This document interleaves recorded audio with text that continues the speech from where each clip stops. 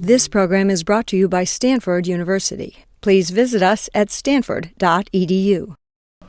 We are very honored, Iranian Studies program is very honored tonight to have amongst us one of the bright stars of Iranian studies, and I say this with no ta'aruf and no hyperbole.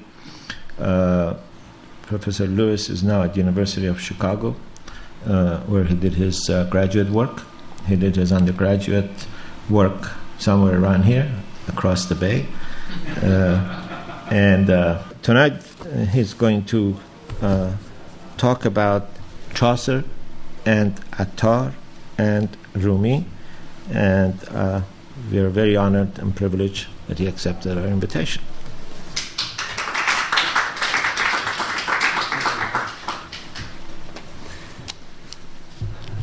Thank you very much for that very kind introduction. I hope it won't be a disappointment what you see after that, and thank you for coming this evening. I am quite excited to be here, not only because the other end of the bay used to be a haunt of mine, but because there is an interest and a growing program here in Iranian studies, which is very gratifying to see. And Professor Milani and Hamid and Christina Moghadam program here are doing great things. So I'm very honored and grateful to be here to talk to you tonight about Chaucer's Pious Queen and a Persian in a Pear Tree. So this paper deals with Persian and Arabic analogs for material that subsequently appears in Chaucer's Canterbury Tales and Boccaccio's Decameron. These tales are, in essence, the same or strongly similar without one of them being the source of the other necessarily. I am approaching the topic as a Persianist, but these earlier analogs should also prove of interest to European medievalists and may possibly reorient us somewhat in thinking about the provenance of sources for two rather famous tales that occur in Europe in a whole host of versions, the most notable being those of Boccaccio and Chaucer. One of these tales is a fabliau about a wife cuckolding her husband, quite literally under his very eyes, and talking her way out of it. And the other is about the transformative and salvific power of female chastity, a faithful wife persecuted for her beauty. I hope to contribute with this in some small way to the effort to recover the cultural currents that carried the flotsam and jetsam on the sea of story from one end of the Mediterranean to the other. That Arabic works of science and philosophy were translated to European languages during the medieval period is a well-established fact. The extent to which literary texts and performance practices of the Islamicate world may have influenced troubadour poetry, inspired the popularity of the frame tale structure in Europe, or provided a model for particular tales or tale types in Europe remains in dispute. In some scattered cases, such as Barlam wa Budasif or Kalila wa Demna, the fables of Bidpai, the transmission history from one language to the next can be documented and traced. The languages being implicated in this process may include Sanskrit, Middle Persian, Syriac, Arabic, Greek, Hebrew, Georgian, etc.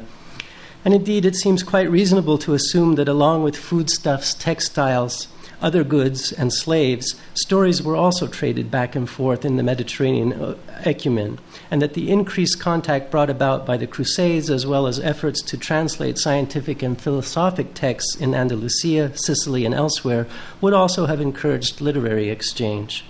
However, corroborating evidence that proves or establishes precise avenues of transmission for story analogs is typically lacking, and since we cannot exclude the possibility of polygenesis when similar archetypes or themes are noted in chronologically proximate European and Middle Eastern versions, arguments about influence often remain at the level of circumstantial inference and conjecture. The two tales I wish to submit as evidence for your consideration tonight are, first, the chaste woman or persecuted empress tale type, famously epitomized by the Constance or Constance legend, which Chaucer retells in the last decade of the 14th century in his Man of Law's tale in the Canterbury Tales. Chaucer's immediate sources for his Constance tale are seen to be in Nicholas Trivett's Anglo-Norman Chronicle and John Gower's Confessio Amantis, though there are also earlier versions in Latin. There are two close and earlier analogues for this in Islamicate literatures: a Persian rendition of the basic tale, though in another setting, which occurs in Fariduddin Attar's mystical Masnavi, the Elahi-Nameh, written in the 12th century in Nishapur in eastern Iran. Heshmat Muayyad has traced the source for the story in question by Attar to an Arabic compendium of Shiite law, Al-Furu' min al-Kafi, written by Al-Kulaini in the 10th century in Ray, in central Persia. However, the analogic relationship between the Islamicate recitations of the tale and the European versions has not previously been noticed and does not occur in Robert Correali's new and revised edition of Sources and Analogues for Chaucer. The second tale is the pear tree episode, which occurs at the end of Chaucer's Merchant's Tale and is also known in an earlier, though somewhat different version, appearing in Boccaccio's Decameron, as well as in still earlier Latin versions. The Islamicate versions of this tale, one in Persian by Jalaluddin Rumi and an earlier one in Arabic by Ibn al-Jawzi, which exhibit respectively gender and botanical variation but are in essence the same tale, were briefly noted as long ago as the 1880s, but the relationship between the European and Islamicate versions have never been explored. For the pear tree tale of deceit, we have two famous European versions. You may see a picture of this pear tree here, taken from a manuscript illumination painted by Flemish artists between 1430 and 1440 to illustrate the French translation of the Decameron, which Boccaccio was composing around 1350 to 1352, though it is set in 1348 during the Black Plague. Incidentally, John Payne of the Omar Khayyam Society and translator of the Arabian Nights and of Hafez produced a translation of the Decameron in 1886, which may in part account for the pear tree analog in Rumi having been noticed by Clouston back in the 19th century. A later pear tree episode in Middle English, dating from the 1390s, is told by the merchant in Chaucer's Canterbury Tales. The pear tree episode is presented as an exploration of the gender wars. More precisely, it describes the wiles of wives. Chaucer's merchant, married all of 2 months, is most unhappy with his shrewish wife, who, as he tells us in the prologue to his tale, he suspects could hold her own toe-to-toe with the devil himself. "I have a wife, the worste that may be, for though the fiend to hear I coupled were, she will him overmak, I dar well swear." The merchant offers these comments in response to the clerk's tale, which comes before it and features the long-suffering patience exhibited by the heroine, Griselda, a wife much wronged by her husband. The clerk concludes from it that wives should not be meek and humble before the husbands, as was Griselda, but should, in imagery that seems to connect strong women with the Orient, noisily clap their tongues to defend themselves from offense, and to be as strong as camels and as aggressive as tigers in so doing. Ye archeweavers stondeth at defense, sin ye be strong as is a great Kamai. Ne suffereth not that men you doon offense, and sklindra weaves feeble as in bataille, beth egra as is a tigre yond in Ind, aye clappeth as a mila I yo consai. The merchant's tale actually blames the silly old husband, January, a knight from Lombardy who has been a confirmed bachelor playboy all of his life, but decides to take a wife at age 60 for all sorts of pious and practical reasons about which he waxes quite rapturously, before insisting, however, that his bride must be under 20. The young wife he winds up selecting is marrying into ease, but on their wedding night she finds him somewhat less than attractive and somewhat less vigorous, despite various aphrodisiacs, than she had expected.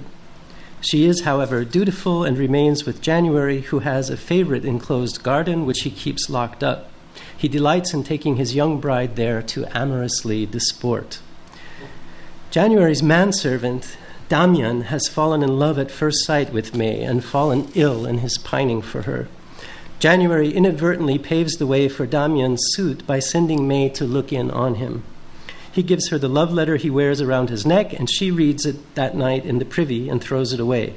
She remains dutiful to her husband, from whom she also stands to gain a sizable inheritance, but out of pity she resolves to satisfy Damian one day. Later, January goes blind and becomes insanely jealous, never letting go of May's hand. She copies the garden key and by exchange of letters has Damian enter the garden to meet her there. One June day in the garden, January talks to May of his insecurities and asks her to pledge to remain faithful, and she so vows. But even while doing so, she sees Damian sitting under the bush she had appointed and signals him to climb up a tree full of fruit, a Pear or pear tree. Pluto, the king of the fairies, is watching all this from on high and tells his wife, Proserpine, that he will restore January's sight so that he will see his wife's cuckolding deceit and his own servant's treachery.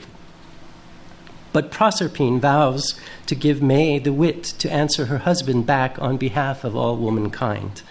May thus sees Damian all merry, perched up in the lush green leaves of the Pear, and turns to tell January, Imost han of the Paris that he say, or imut di, so sur longeth me, to Aiden of the smaller Paris grain, help for here love that is of heaven a quain.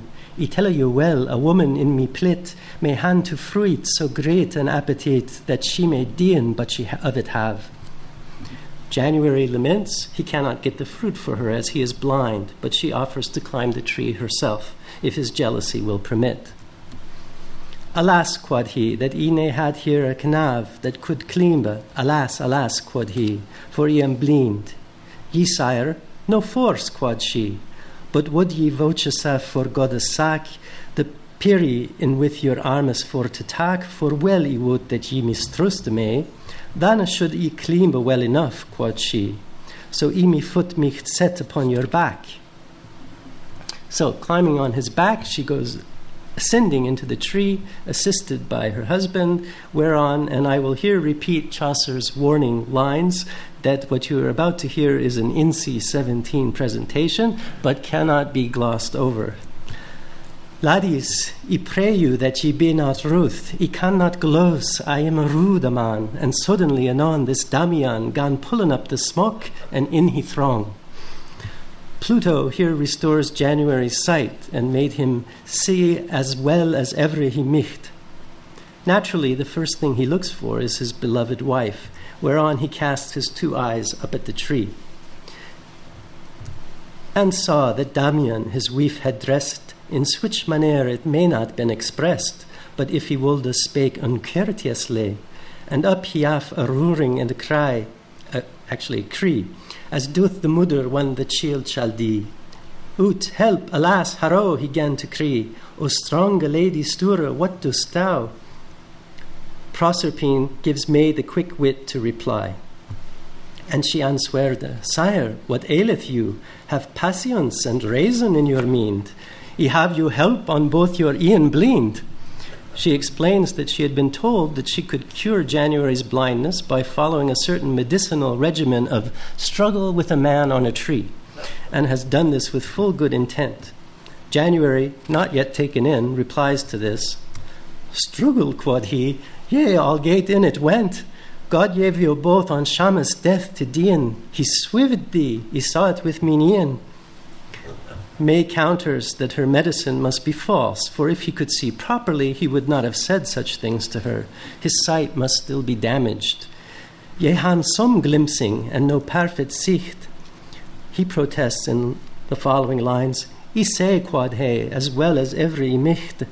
Thanked be God, alhamdulillah, with both mine e'en twa, and be me truth, me thocht he did thee so.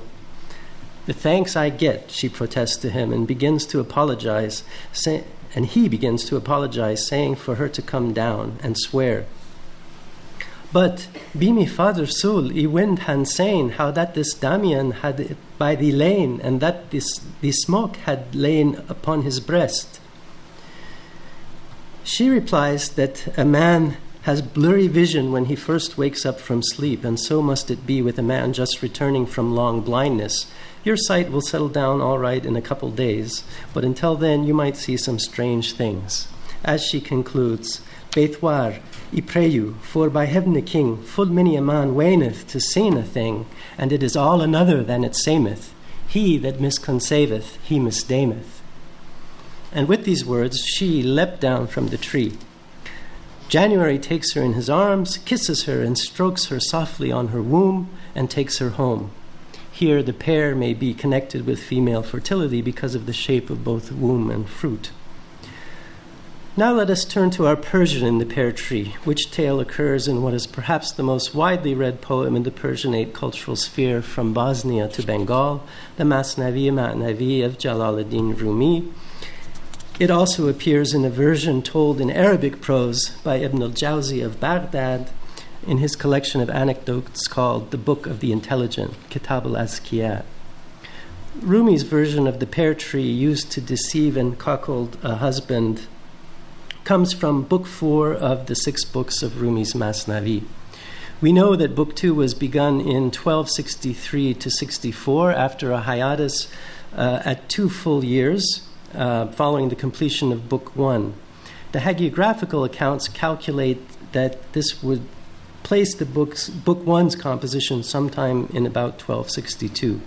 Book 4 has to have been completed, therefore, between 1264 and Rumi's death in 1273. If each book, on average, about 4,500 lines, took, let's say, 1 year to complete, Book 4 would date to sometime around the years 1266 to 1267.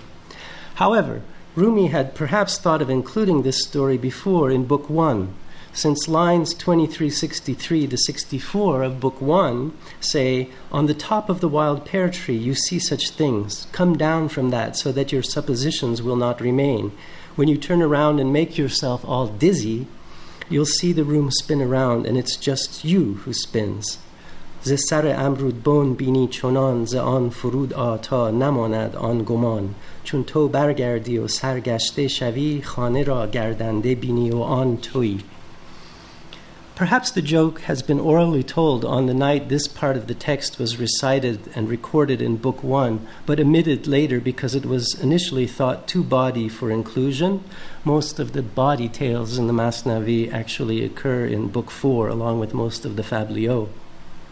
More likely, its original place has been moved, as is the case with the tale sequences in Chaucer's Canterbury Tales, or the lines were inserted into the text here as a final corrected copy of the text was being prepared after a draft of all the books had been completed. In any case, it is a story that has some enduring importance, it would seem, for Rumi. At any rate, Rumi's telling predates Boccaccio's version by at least 80 years. Written in Anatolia in an ethnically and religiously diverse society of Turks, Greeks, Armenians, Arabs, and Persians at the Seljuk capital at Konya, a Sunni Muslim government, though many of the Greeks remained Christian, many of the Turks were as not yet completely Islamicized, and Mongol power was exercising influence.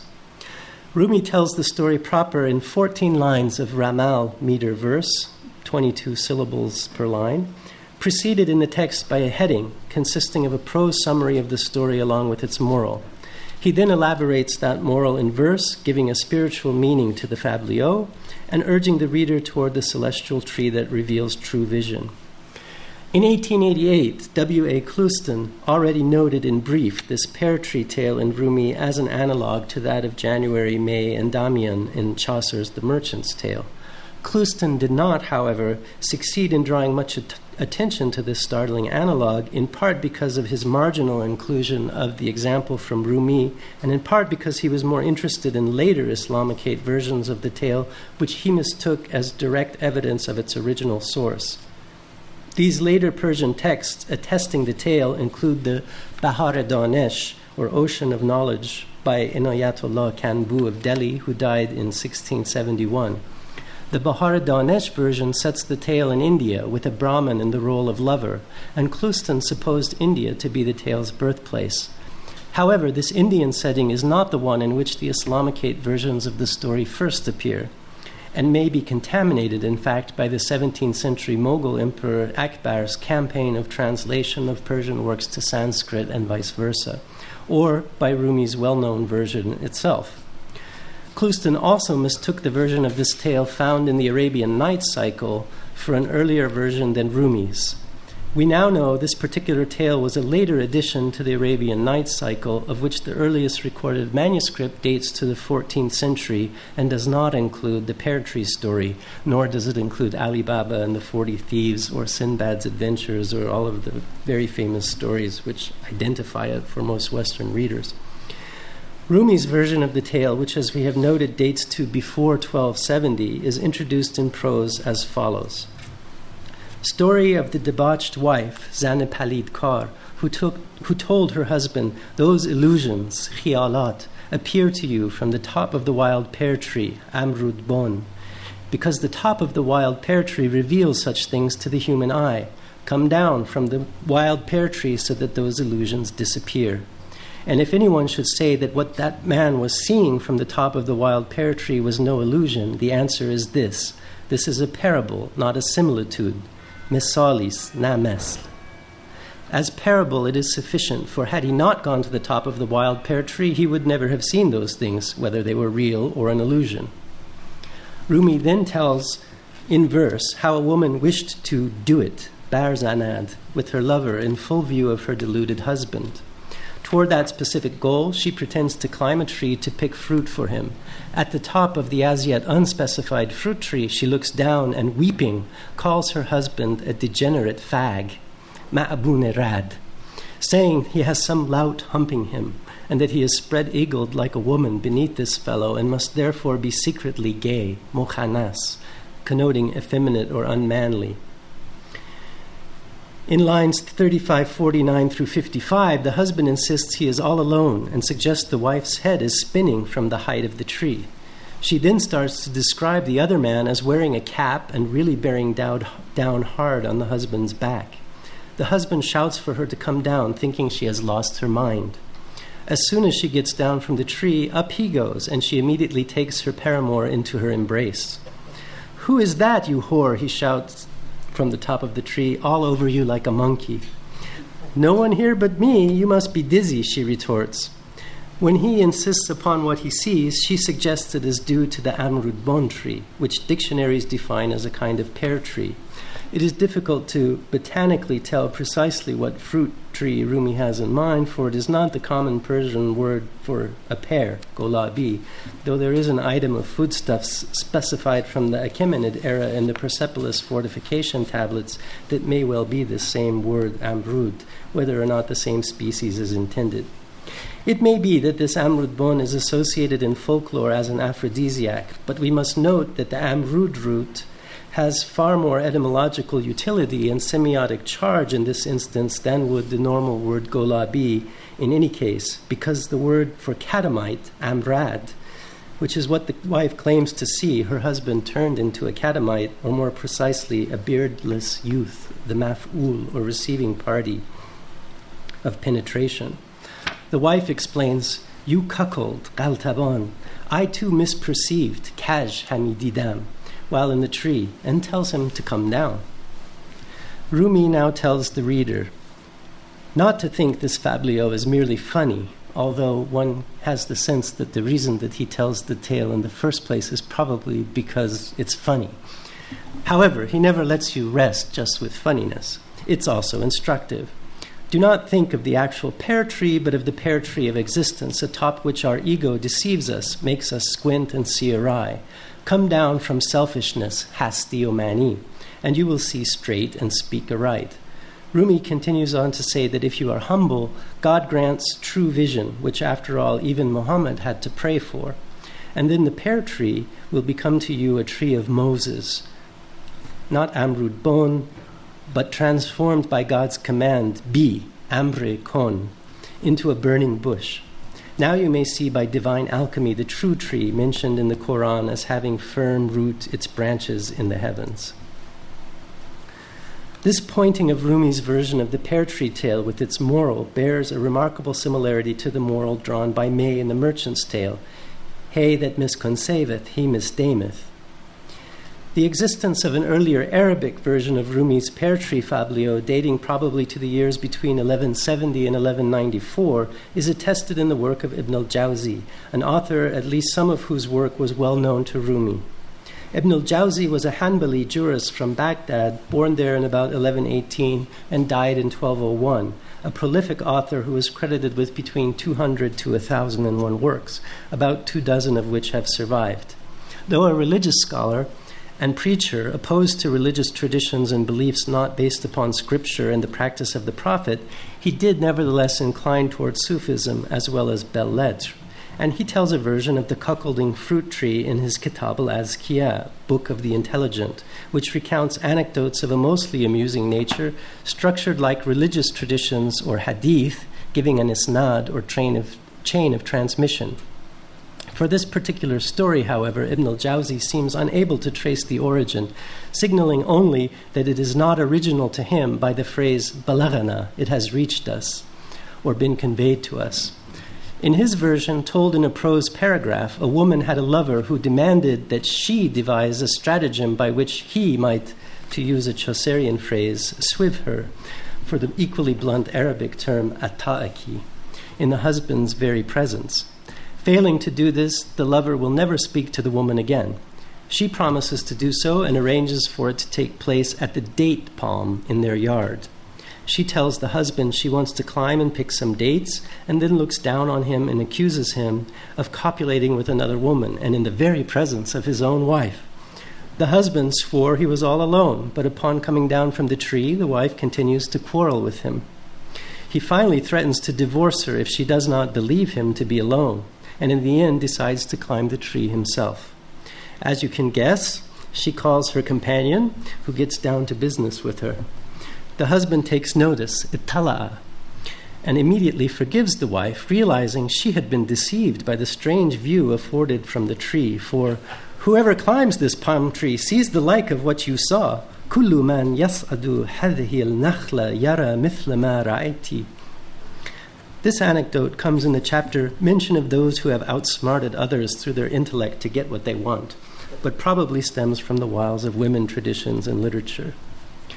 Chaucer's pear tree episode in The Merchant's Tale is classed by Germaine Dempster as an early exemplar of the blind husband and the fruit tree tale, for which she distinguishes two subclasses. One wherein the blind man is cured spontaneously by two supernatural onlookers, to which Chaucer's version belongs, and other versions in which sight is restored after the man appeals to a deity, to which Adolphus's Latin version corresponds. On the grounds that it does not involve blindness but enchantment, incantato in the Decameron and phantasmata in Vendôme, Dempster rather adamantly distinguishes Chaucer's tale from the pear tree tale type which appears in Boccaccio's Decameron. Furnival, Bloch, and Clouston had made no such distinction, and in fact Clouston had speculated that the 12th century Latin text of the poem Commedia Lydiae of Mathieu de Vendôme, who was born in 1130, may have been a common source for both Chaucer and Boccaccio, adding, however, that the folk tale version must have existed and circulated independent of the text. This version of Vendôme is very close to Boccaccio, to the point that it must be considered a source, including the names of the characters in Latin, Nicostratus for Boccaccio's Nicostrado, and his manservant Pyrrhus for Pyrrho, Lydia and her maidservant Lusca. I would like to suggest that the Arabic date tree tale is certainly an analog, if not indeed the source, of our Persian pear tree tale, and that both share clear affinities with both the pear tree and the blind husband tale categories proposed by Dempster.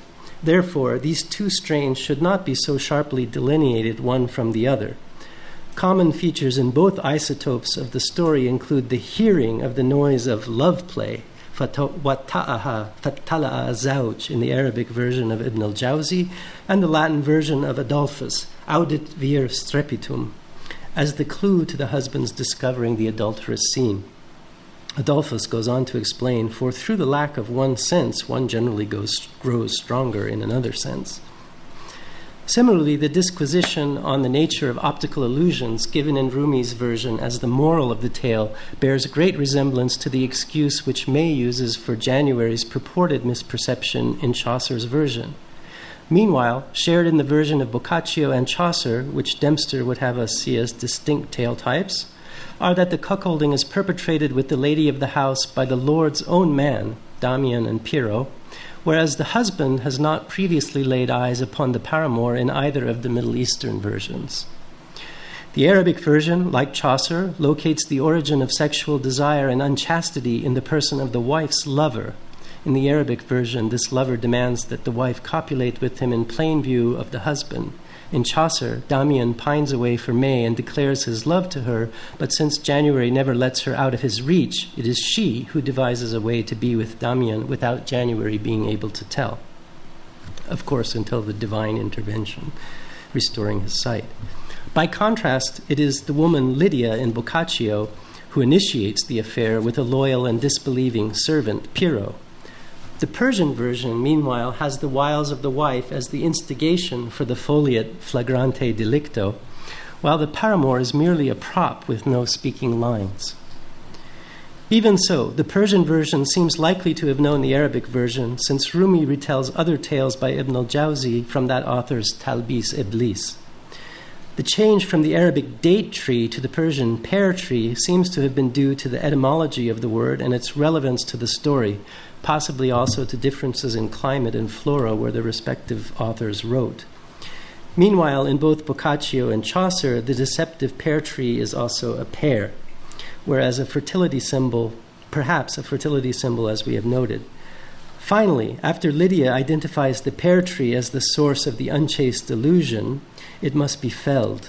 In the Commedia Lydiae by the order of the husband Nicostratus, and in the Decameron by the hand of Piero. However, the palm tree remains standing in the Arabic version, with the husband almost encouraging people to visit it as a tourist site, and it remains standing in the Merchant's Tale, where May merely leaps down from it to the return of the embrace of January. Likewise, in the Persian recitation of this pear tree tale, the tree of deception remains standing, and the base-minded may search for it, though those with spiritual insight will look instead to the heavenly tree of true and undistorted perception. Thus, the potential for the tree to produce future mishaps remains open in Chaucer and in the Middle Eastern versions. You're looking at a rare illustration of this scene from the Masnavi. There are very few, maybe no other examples of an illustration of this particular scene. All this suggests that both purported subversions of the tale either share a common original source, or if the blind husband and the fruit tree and the pear tree tales are indeed polygenetic in origin, traits of the separate versions that Dempster elucidates have already cross-pollinated by the 13th century with an Islamicate recitation of the tale. Of these Middle Eastern recitations, the Persian antedates Adolphus by about 40 years and the Arabic by over 100 years, placing it within decades before the version of Vendôme, with the exception that the enchanted tree is a date palm, nakhl, rather than a pear. The Arabic version indicates the tale is not original and must therefore even be older than Ibn al-Jawzi. It's not clear how far back the Islamicate iconographic representation of this tale may go, but we may remark that the depiction of the scenes in the French translation of the Decameron and in the relatively rare illustration of the Masnavi's pear tree, with the exception of the lover's legs in this Persian illumination being more au naturel than in the European version, which is more chaste, perhaps suggests a common visual source as well. Of course, later illustrators in the West were not always so visually discreet. Lordings, the time awasteth, nicht and day. And we now have just a few minutes to turn to the chaste woman's tale, which goes by this heading in Attar's Elahi Nameh, or Book of God, a frame tale poem structured as the advice given to his 6 sons by a wise king about how to rule their passions and their realm. Chaucer gives what I hope to convince you is the selfsame tale as the legend of Constance told by the man of law. It has been argued that the theme of royal intermarriage across ethnic and Christian Muslim boundaries found in various medieval European romances, such as the Middle English King of Tars and the Sudan of Damas, probably stems from an Arabo-Byzantine literary reworking of an anecdotal event reported of Ghazan Khan, the Mongol who converted to Islam in 1295. This Christian-Muslim intermarriage theme was likely transmitted to Europe via the Byzantine epic poem Diogenes Acrites. As the name Diogenes suggests, he was himself of dual Arab and Byzantine stock, and has perhaps indirectly informed Chaucer's story of Constance in the Man of Law's tale. Diogenes consists of two main parts, the first of which, the Song of the Emir, Diogenes' father, concerns us here. It describes an Arab emir who falls in love with a Byzantine general's young and beautiful daughter, whom he has captured. She is rescued by her brothers, but the emir pursues her to Byzantium, where he converts to Christianity in order to marry her. There he receives a letter from his mother in Syria, who rebukes him for his apostasy from Islam. He thereupon returns home and proves to his family the superiority of Christianity to Islam. They are all converted to Christianity and moved to Byzantium. Malitsky found an Arabic instance of this tale type in Richard Burton's translation of the Arabian Nights cycle. She thus supposed the tale in question, the tale of King Omar ibn al-Nu'man and his marriage to the Byzantine princess Sophia, had first appeared in Arabic and was later reworked in a Byzantine cultural context. Unfortunately, this particular tale does not appear in the earliest manuscript of Alf Layla wa Layla, a Syrian manuscript of the 14th century preserved in the Bibliothèque Nationale in Paris, and is probably not attested prior to even the 18th and 19th century Arabic manuscripts of the night cycle, by which time, incidentally, the Arabic versions were already contaminated by back translations from the French and English versions. Though we cannot exclude the possibility that the Omar ibn al-Nu'man marriage tale may have circulated in an earlier oral version, it has not been documented in a written source that predates the composition of the medieval European romances which contain the Muslim-Christian intermarriage theme. We do, however, know of other versions of this intermarriage motif from Attar, most notably in the tale of Sheikh San'an from the Manteq-o-Ter, composed prior to 1187, or possibly even 1178, depending on which manuscript you recognize as authoritative in giving the date. This well-known tale features a respected Muslim sheikh becoming enamored of a Christian girl whom he follows into the heart of Christendom and for whose sake he undergoes much degradation and suffering before being restored to his native land and faith. Attar's source for the story may have been an anecdote related in the Tuhfat al-Muluk, ascribed to the famous Muhammad al-Ghazali, or may ultimately rely upon a hadith related by Abdurrahman bin al-Jawzi in Dham al-Hawa, on the authority of the son of Ahmad ibn Hanbal, who had heard it from the hadith scholar Abdul Razak San'ani, whence the name of the protagonist of the story, Sheikh San'an. This Christian-Muslim intermarriage motif circulated in both European and Arabo-Persian iterations, and in both cultural contexts it was obviously read as symbolic of Muslim-Christian relations, both religious and political. As such, we may hypothesize that cross-fertilization of the European and Arabic expressions of this intermarriage theme was likely at one or various points in the history of the tale type. Argi Ryu has pointed to the essential similarity of the intermarriage tales of the father in the epic of Diogenes Acrites and Attar's Sheikh San'an, arguing on this basis that while the two poems were not necessarily interdependent, they must have drawn upon a common reservoir of sources.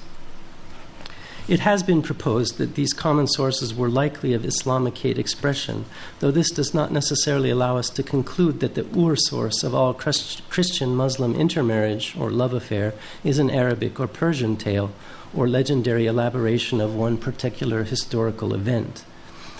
First, tracing European versions of the tale to an Islamicate source would not exclude the possibility of even earlier Christian, Jewish, or Hellenistic iterations having influenced the Islamicate version. Furthermore, such intermarriages may have been a historical commonplace on the Islamic Christian frontiers, and or the theme may have functioned archetypally. If so, various authors who were unaware of any prior versions are likely to have independently depicted the uneasy interface between religions and civilizations in terms of intermarriage. But it's not this particular aspect that I wish to focus on here of intermarriage, but on the tribulations of Constance subsequent to the murder of her fiancé, which is all predicated on one of these intermarriages. Constance is sent by her father, the emperor in Rome, to marry the Sultan of Syria, who has fallen in love with the report of Constance. He hasn't actually seen her, and agrees to convert to Christianity in order to marry with her. So it begins with an intermarriage. But I want to focus on the suffering of Constance after the marriage does not take place. The tale of the long-suffering and chaste Constance, related by the man of law in the Canterbury Tales, probably dates to the years between 1388 and 1395, and bears a remarkable similarity in many of its particulars to the tribulations and sufferings of Marhumé in the Zan-e Parsa tale, the first story told by the king to his first son in the Elahi-Nameh composed by Attar, probably in the late 12th century. The chaste wife is sundered from her husband by different circumstances in these two tales, but both stories then subject her to a strikingly similar series of tribulations brought about by the lust which her beauty engenders in other men, yet ultimately she overcomes these through her righteousness and piety. The structural and thematic similarities of these two tales have not, to my knowledge, been previously remarked upon, though, as we shall see, they are indeed analogues of one another. Whether Attar's version may point us in the direction of a possible source for the European versions of the tale upon which Chaucer based his Constance remains to be seen. Both authors apparently modeled their tales on earlier versions. Attar's late 12th century version of the tale in Persian is preceded by and likely derives from a 10th century Arabic antecedent found in Al-Kulaini, as I've mentioned, while Chaucer knew the Constance tale directly from the English of John Gower and the French of Nicolas Trivet. The versions of Attar and Al-Kulaini nevertheless document that tokens of this tale type, which antedate most of the known European tokens, did circulate within the Islamicate world.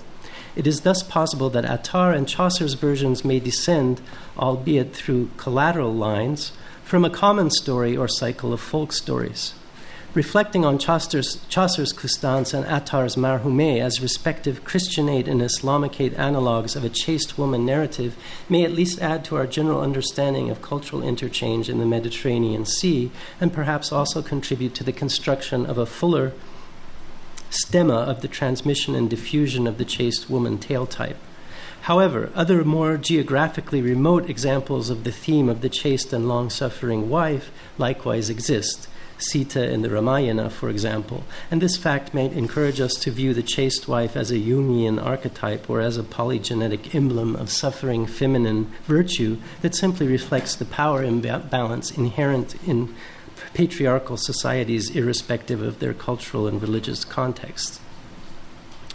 If, however, we pursue the possibility that a hypothetical Ur version of the tale may exist, this would of course require that we attempt to track down the ultimate sources of the Islamicate versions.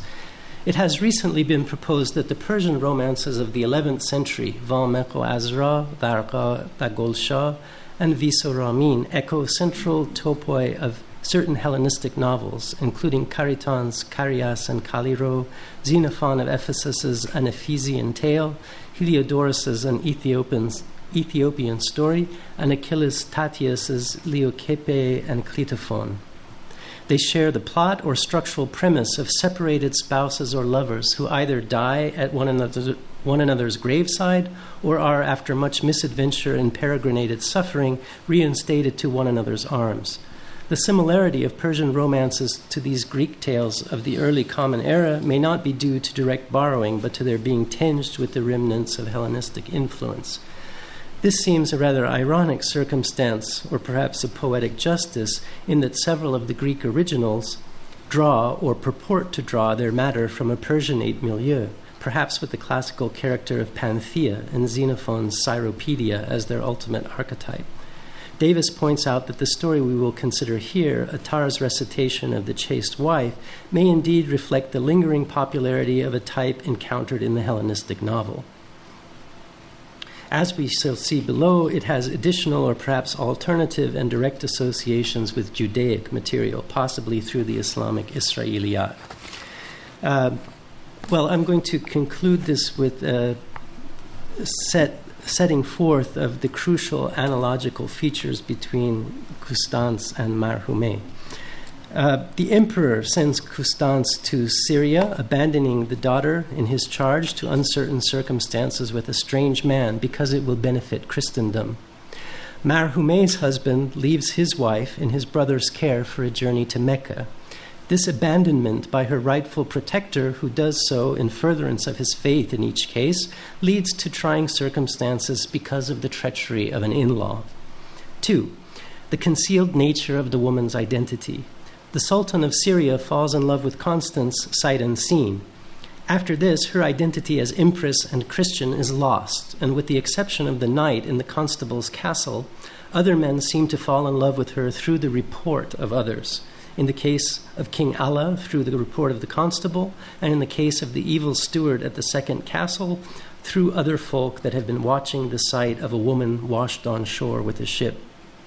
Back on land, Constance's aunt does not recognize her, and Allah has to stare, her husband, has to stare at her before recognition comes upon his face, and even her own father does not at first recognize Constance either, though Allah does see her child, who reminds him of his deceased wife.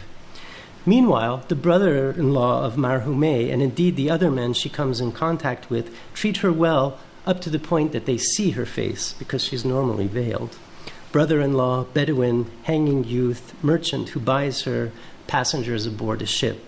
All of them, upon seeing her face, begin to lust after her. So she decides to change her appearance to that of a man.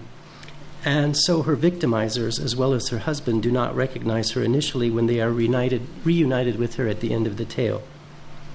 Third, the framing for the murder of a loved one of the master in whose house the chaste woman dwells is common to both tales. Marhume, in the home of the Bedouin, is accused by the black slave of killing the Bedouin's child through his leaving the knife under her pillow. In the constable's castle, Constance refuses the advances of a young knight who did love her so hot of foul affection, and he therefore, the knight, therefore kills Dame Hermengeld, who is the protector of Constance, and places the bloody knife beside Constance. Fourth, both Constance and Marhume are attacked upon a ship by would-be rapists, and both are saved by a prayer when the assailants are either drowned or burned, leaving the chaste woman adrift in a ship full of merchandise and provisions. Fifth, both wind up after many adventures reunited with their husbands. After one of the husband's relatives, the mother of Allah, the brother of Marhume's pilgrim-bound husband, tries to do her harm, and both subsequently become queens. 6. Both women, through their piety, manage to convert others. Marhume, as a pious hermit, sets an example for the king, but also brings about the repentance of all those who harmed her. Constance converts to Islam.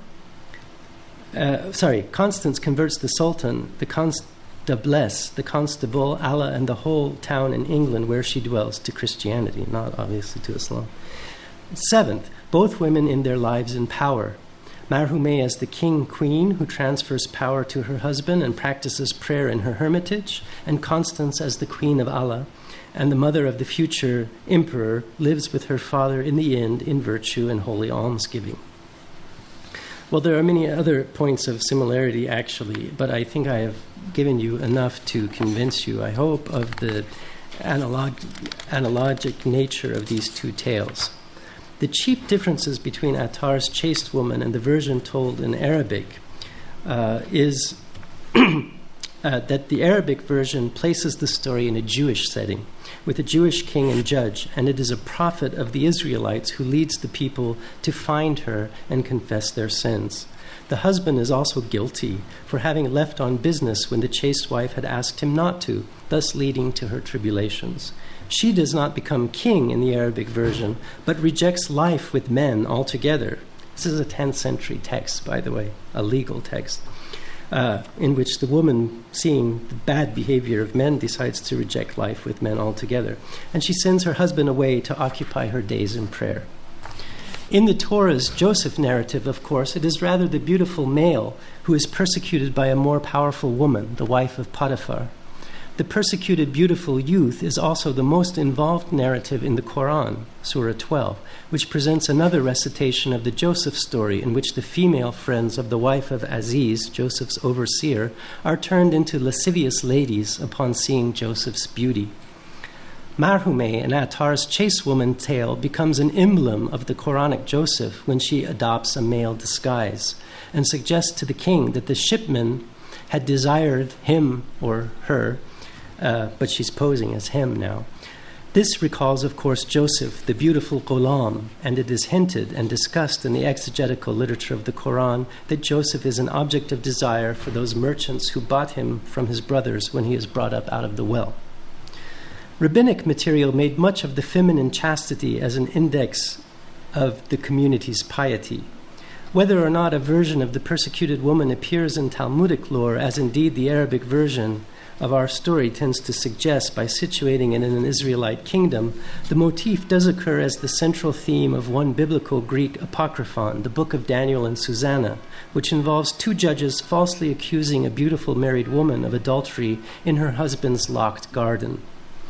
Daniel exposes the perjury by asking each judge under which tree the act took place.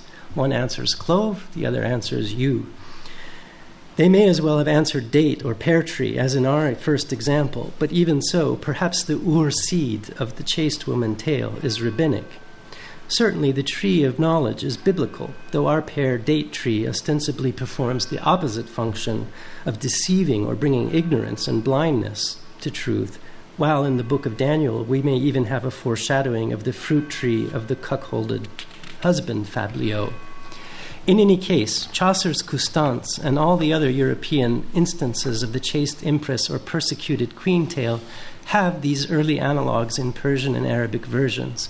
Perhaps we may therefore close with the words of Chaucer's host at the end of the Man of Law's tale and say, "This was a thrifty tale from the Middle East for the nonnas." Thank you very much.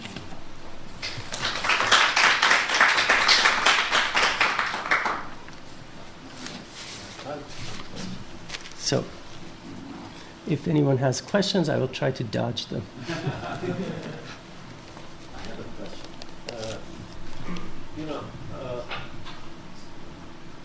When a story, for example, appears in Khomeini is sort of the embodiment of, or the beginning of Shiite fundamentalism, puts this narrative to one use, and then when it reappears in Chaucer, seems to change its the moral of the story. So to what extent can we say these are the same stories if the moral implication is at times just the opposite of what it appears in the original story? Well, there's two issues. One is what the author... Could you repeat the question? So the question is, if there is a difference in the moral that's drawn from the stories, for example, in Khomeini and in Chaucer, how could they be the same tale?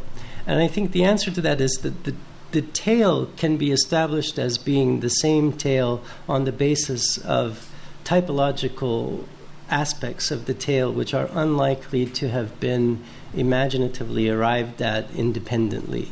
If you have, as I've enumerated, 7 at least, it's highly unlikely that these were accidentally or coincidentally worked out in this form. Of course, the author of any individual tale may also have other tales that they're thinking of when they compose one tale, and it may suggest to them a different conclusion. Or indeed, they may take the tale to have a different meaning. So the moral that comes at the end of these tales is often, at least in the case of Rumi's Masnavi, is often something of an afterthought. It doesn't always feel as if it's the natural conclusion that you might come to from reading this tale. And I think that the authors variously find the tale to be the reason for expounding the tale rather than the moral to be the reason that they're expounding the tale. So they come up with something at the end which puts it in the context of advice literature. They're not supposed to be telling immoral tales, after all, so they have to look for a tale. But the fact that they come to different conclusions or morals may make us, yes, I mean, you could then classify the tales on the basis of the morals that they come to and put them into different categories. But the actual elements of the tale are similar enough that they still must have somehow been drawing upon a common source, I think. With the moral actually being less important, more malleable than the actual features of the tale. Now, of course, the cultural settings also move. When you're telling the tale in Europe, you have to have different figures as religious authorities than you have in the Middle East. So it's the structural parts of the tale and not the specifics so much that are evidence of their consanguinity. Yes? I noticed that most of the tales seem to be secular in nature, and even those that concerned religious or moral stances actually had a secular viewpoint of religion and morality. Is there a correlation between that and the way in which they traveled perhaps from east to west and vice versa? Actually, I haven't thought of that. That's an interesting proposition. The only thing that occurs to me to say, not having considered this before, is that it's quite common for secular tales to be told, for example, in the Masnavi or in Attar, without the slightest sense that it's inappropriate or that there's a dichotomy between the secular and the religious. Also, particularly in the Islamicate versions where there are body tales told, it's not thought to be in any way in contravention of religious views. So they're fairly comfortable with the mixing of the secular and the religious. However, your suggestion that it may make them more portable because they're secular, that may be true. That's actually a nice observation. Some of the body ones just seem like something tradesmen would Indeed. Yeah. They're probably the sorts of things that people would think of first to tell rather than the more complicated and moral tales. Yeah. There's something that was very fascinating. You said, I want to make sure I understood it correctly, that in these tales, the image of or in the Chaucerian tale, the image of the Oriental woman is of a strong-willed character. Well, in the particular quotation that I was referring to, the association of strong women, he's just finished telling a tale in the previous tale, the Clark's tale, that is rather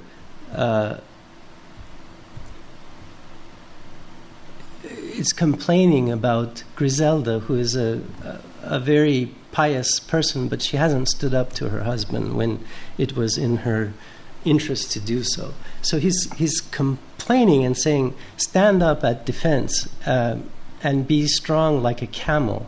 Well, the camel is not native to Europe. So he's using camel and tiger as animal emblems for the characteristics that these women should have. And it's also referring to India. I mean, it's not a particularly necessary conclusion that one would arrive at, but it does seem to me that Chaucer is associating these examples of strong women with imagery from the Orient. Orient being, in those days, the older meaning of the Orient, anything beyond Jerusalem to China, or India in this case.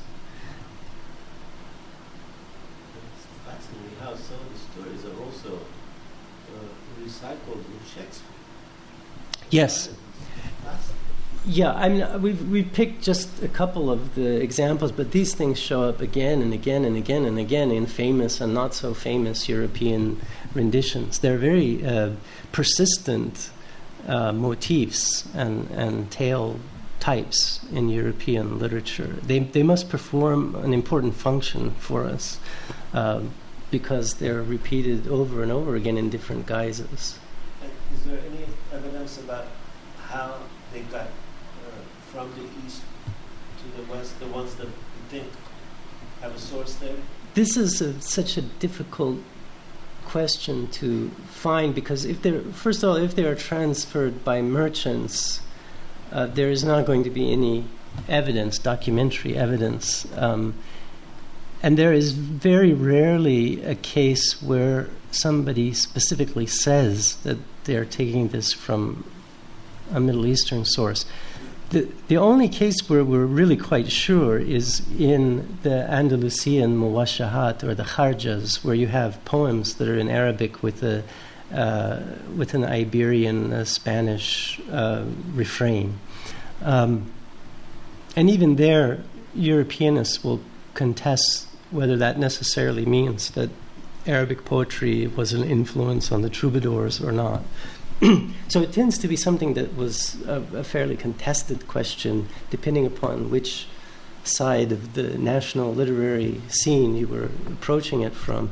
But the reason that it's still controversial is because there's almost never documentary evidence where you can conclusively say, well, this was translated from here, or this person has their source from Rumi, for example.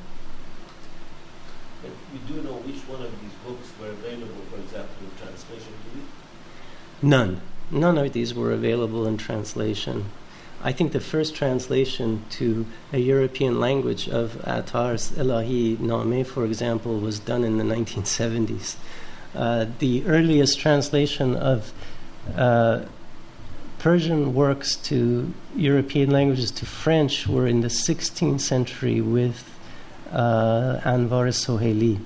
And then the first book that was printed in Europe in Persian script was Sa'di's Golistan in the 17th century, and a translation from the 1640s. Sa'di became very popular in the 1600s and was translated to Dutch and German and English. But aside from very few works like this, there's really very little translation history until you come to the late 18th century, when Sir William Jones, with his translations of Hafez, makes a veritable vogue among the Romantic poets for translation of Persian ghazals. So Goethe was familiar with Hafez and so forth and so on. But before that, it was relatively uncommon. They were interested when they translated, for the most part, in translating medical texts, scientific texts, and sometimes religious texts that would help them understand or refute the other side's religion, and not so much literary belles lettres, or especially poetry, because they would have thought you have to translate this to verse, and it was just difficult endeavor. But then, again, as we've seen, these are also illustrated, so it's quite conceivable that a person, without knowing the language, could look at the book, see a painting, and have the story explained to them and have a very good sense of it without actually ever reading a translation.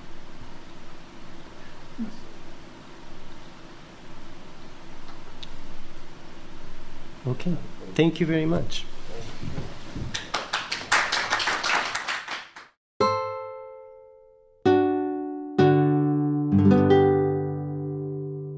The preceding program is copyrighted by Stanford University.